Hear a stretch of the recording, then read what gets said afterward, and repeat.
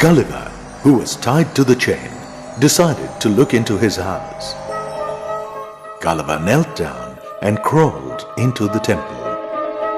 Oh, I cannot stand up, but there is enough space to lie down. Thank God I was not made to lie down, as it would have been very bothersome to sleep, while 1,000 Lilliputians stare at me while I slept. Gulliver crawled out and saw the Emperor riding towards him. The Emperor stopped at a safe distance and jumped down from the horse. The Emperor looked at him in admiration. Let me kneel down and take a good look at him. Gulliver put his head down to have a close look. The Emperor was about 30 years of age. He was wearing a crown of gold with many glittering gems embedded in it. The Emperor started talking to Gulliver. Gulliver looked around and saw all the cooks and butlers of the Emperor standing nearby and waiting for their orders. Yes, give him the food.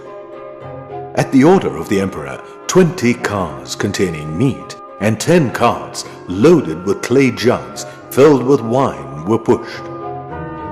It was a lot of food for Lilliputians, but came up to 3 mouthfuls of meat and 1 mouthful of wine for Gulliver. Gods, see to that nobody disturbs him.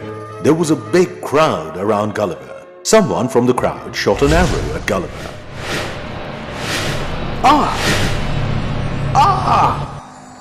An arrow nearly hit Gulliver.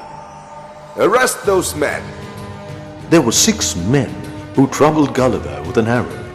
All the 6 men were tied and pushed towards Gulliver.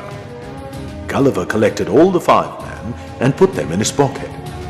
He took the 6th man and acted as if he was going to swallow him. Gulliver slowly took out his knife.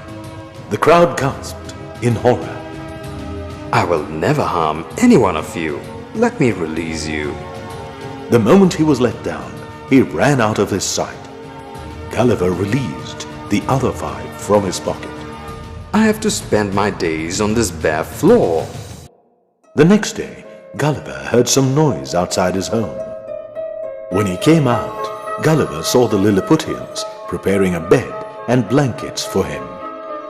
It took some time for them to put all together and make a bed for his size. Thank you for giving me a comfortable bed. In the court, Your Majesty, I would like to bring to your kind attention that our city is becoming a crowded place. What's the reason? Everyone from every corner of our kingdom are in the city. They are here to get a glimpse of the giant man. We need to sort this out. Let me think of a way. Okay, from now on, everybody will be sent back, and also I will pass a new rule. Your Majesty, Whoever wishes to see him must first pay the fees and get the required permission from the Secretary of State. slowly, Gulliver befriended a courtier who was in an important position in the royal court.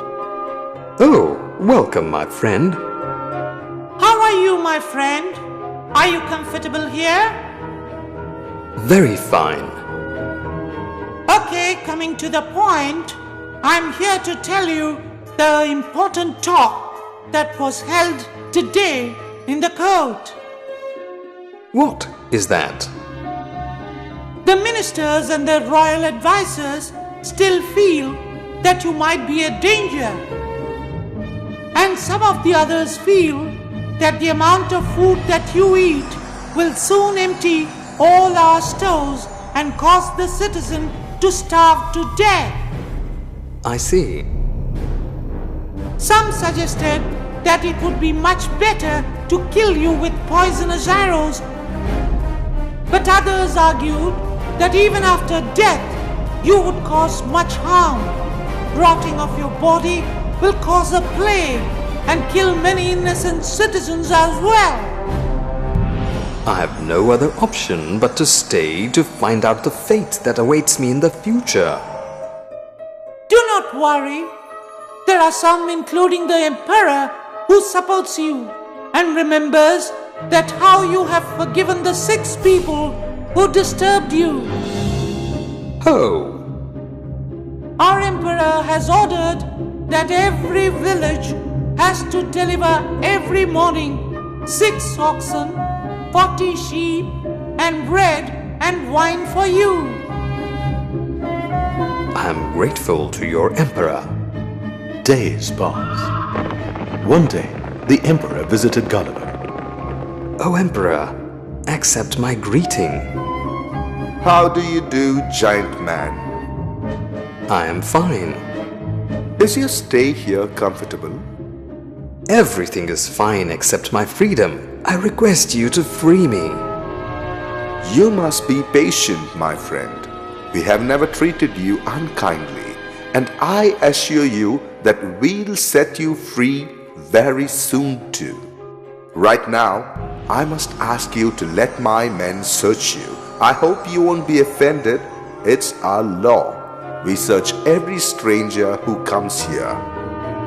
Everything we take from you will be returned to you when you leave our land. Okay, carry on. Gulliver took a man and put him in his pocket. The officer searched thoroughly and made a list of everything that they found in his pocket. The list was shown to Gulliver and to the emperor. The officer read out the list. That's my handkerchief. My snuff box.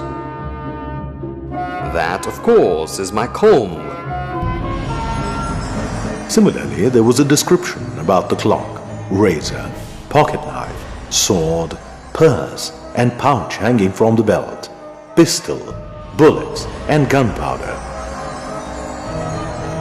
I would like to see the hollow tube in which your finger fits and makes clicking noises. Tell me what it is and how it works.